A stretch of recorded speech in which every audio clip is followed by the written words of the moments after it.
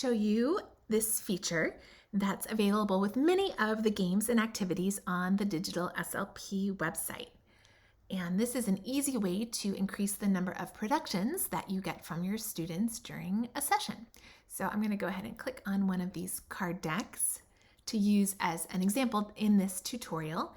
And this particular activity does come in many other sounds as well, so please check those out if you need them. And the way this works is that you would click on this card here on the top, and it will flip over and it'll show a picture of the target word, and then the target word will also be written down below, and the student would say the word. But if you want to get more productions, what you can do is go down here to the bottom, and you'll see there's a digital die icon down here, and you can click on that and then click on the button that says roll it, and it will roll, and then whatever number pops up, that would be the number of times that the student would say the target word.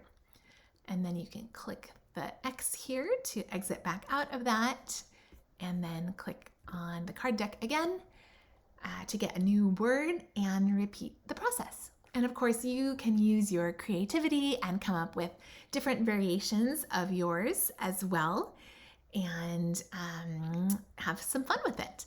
You also can just keep in mind that this feature is available on many of our resources and games and materials.